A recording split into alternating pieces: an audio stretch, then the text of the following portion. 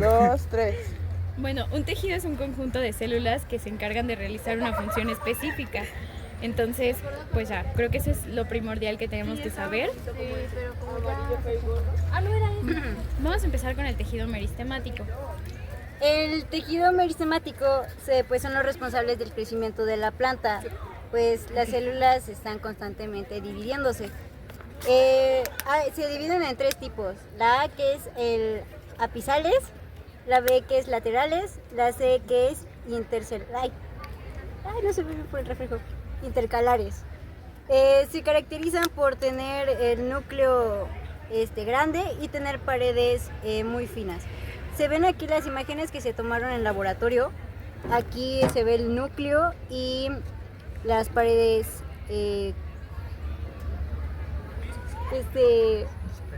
delgadas y están... Tranquila, respira. Fueron tomadas de la muestra de la raíz de cebolla y aquí fueron observadas a 10x, y la segunda imagen fue vista a 10x.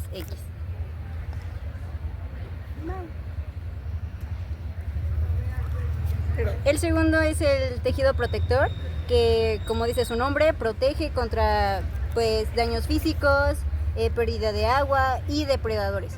Se divide en 2 tipos: el epidermis y peridermis. El epidermis está en las plantas jóvenes y la peridermis está en las plantas más viejas o más maduras. Aquí se ve un poco de las partes de la epidermis, que, como se ve, pues están más verdecitas, más jóvenes, y está otras partes que algunos ya han de conocer como el xilema o el floema. En la peridermis ya está un tronco más viejo, más grande, y también se ven las partes que es como la corteza, y también la floema y xilema, pero ya más viejitas. Bueno, yo les voy a presentar el tejido parenquimático. El tejido parenquimático es un tejido vivo, metabólicamente activo, y es uno de los más fundamentales, ya que puede constituir el 90% de una planta. Este tejido es un tejido sencillo que está implicado en gran variedad de funciones, como la fotosíntesis, el almacenamiento y la elaboración de sustancias orgánicas. Se divide en lagunar y empalizada. La lagunar está en la parte inferior de la hoja. Sus células son redondas, dejando espacios llamados lagunas, y las empalizadas están en la parte superior de la hoja. Sus células son cilíndricas, alargadas y con espacios intercelulares. Bueno, pues la clasificación de los tejidos parenquimáticos se clasifican en 4 partes, que el primero es el clorofiliano, que se ubica en las hojas verdes de una planta y es el principal en realizar la fotosíntesis. Este parénquima se encuentra en ambos tipos de parénquima, en la lagunar y la empalizada. El siguiente es el de reserva. Se encuentra en el tallo, la raíz, los tubérculos, los rizomas y los colitendones. Se encarga de almacenar sustancias nutritivas de reserva, como los amiloplastos, proteínas, grasas o cromoplastos. El aerífero es conocido también como aerénquima. Es el tejido importante para la planta. Es importante para las plantas acuáticas. Puede encontrarse en las hojas, tallos, raíces, y pues este tejido es el encargado de almacenar oxígeno, que es importante para los órganos de la planta.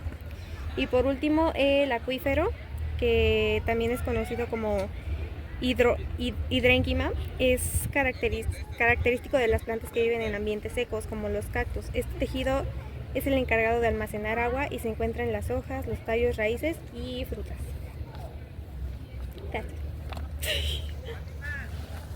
Tejido, a mí me tocó el tejido conductor. El tejido conductor, pues como su nombre mismo lo dice, conduce principalmente 2 tipos de sustancias: la savia bruta y la savia elaborada. La savia bruta es prácticamente solamente agua, y la savia elaborada ya tiene alimento, glucosa y todas esas cosas, alimento para la planta. Se dividen en tráqueas y traqueidas para el xilema. Esas son tejidos hechos por células muertas. Como dije, se basan en la savia bruta. Las traqueidas se basan en almacenar el agua más que en conducir el agua, y se encuentran principalmente en las plantas del tipo gimnospermas, mientras que las tráqueas son más gruesas y más grandes, lo cual les permite conducir agua. Eso, y las encontramos en las plantas angiospermas, mientras que el floema, siendo los vasos liberianos, se encuentran en plantas verdes, en cualquier otra planta que no sea leñosa. Estas también se encargan de transportar savia bruta y son células vivas, pero no tienen núcleo, por ende tienen una célula acompañante que sí tiene núcleo para que su estructura se pueda mantener. Bueno, yo les voy a explicar qué es un tejido de sostén porque, bueno, no podría haber una planta si no tuviera una estructura, ¿no? Me refiero a cómo se pone, ¿no? Entonces, pues, un tejido de sostén es lo que le da la estructura a la planta y de ahí salen los demás tejidos, por decirlo así. Tenemos dos tipos de tejidos de sostén. El colénquima, que es,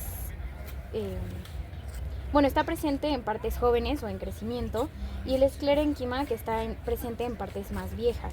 El esclerénquima está hecho de lignina, que le da pues la estructura, y es una estructura un poco más rígida y es hecho de células muertas. Y el colénquima está hecho de celulosa y son células vivas pero con una capa engrosada. Bueno, el colénquima, que es el que está presente en plantas un poco más, un poco más jóvenes, verdes y así, tenemos 4 tipos. Angular, que es el que le da como la apertura a la planta, en este caso es un colénquima angular de apio, que es lo que le da como pues el ángulo y la estructura a esa planta. Tenemos el laminar, que es el engrosamiento en paredes tangenciales, o sea, que nada más como que se engrosa. Y de este lado tenemos 2 que pueden ser muy parecidos pero no son iguales, tienen una pequeña diferencia que los hace una cosa totalmente distinta. El lagunar tiene engrosamiento de paredes y deja espacios intercelulares, que son estos de aquí. No sé si ven que tienen como pequeñas cositas en las divisiones. Y el anular, que es el engrosamiento uniforme de las paredes de la célula, no deja estos espacios porque evidentemente está engrosándolas uniformemente, no deja espacios entre ellas. Estos son los que están presentes en las plantas más jóvenes, y en las plantas más viejas tenemos 4 tipos de esclerénquima. De este lado tenemos las branquiesclereidas, que tienen forma como de, no sé, cada quien le ve la forma que quiere, pero yo siento que es como si tuvieran pues una semillita dentro y crecen. Estas están presentes en la pera. También tenemos las tricoesclereidas, que están presentes en las raíces, tallos, frutos y hojas secos, y son ramificadas, son pequeñas estructuras ramificadas. De hecho, siento yo que se parecen mucho a una raíz normal. También tenemos de este lado las astroesclereidas, que tienen forma de estrella y están presentes en el peciolo y limbo de las hojas, que es esta parte que las une al tallo de donde vienen. Y por último tenemos las macro y osteo. Las macro tienen forma como de aguja y las osteo tienen forma como de huesito y están presentes en semillas y hojas, al igual que en algunas nueces. Bueno, otra vez yo voy ahora con el tejido secretor. Como su nombre lo implica, también secretan sustancias, distintos tipos de sustancia, y se dividen principalmente en 2 tipos, externos e internos. Los externos son los más abundantes, en los cuales los primeros que voy a hablarles son los hidátodos, los cuales están en el haz de la hoja, y cuando las células de la hoja están demasiado llenas con agua, estos hidatodos son los que se encargan de vaciarla, de sacarla del sistema. La primera imagen es la que lo muestra. También están los osmóforos. Esta se encuentra más en la parte del tallo, en la cual su principal función es el liberar aromas. También tenemos los tericomas, los cuales su única función es el de proteger la planta. Los nectarios, los cuales liberan néctar, y las cavidades lisígenas. Estas son células muy juntas que parecen óvalos, las cuales después de cierto punto mueren y se revientan. Aquí abajo debería de estar la imagen, pero aquí hasta abajo está la imagen de uno de estas cavidades lisígenas, las cuales se encuentran en cítricos, las naranjas, que son los pequeños gajitos. Esos son las cavidades lisígenas. En los internos solo son dos: los resiníferos, los cuales conducen la resina, y los laticíferos, los cuales conducen la sustancia que usamos para hacer el látex. Y estos se encargan principalmente de la curación, por así decirlo, de la planta, que son como nuestras placas. Y ya.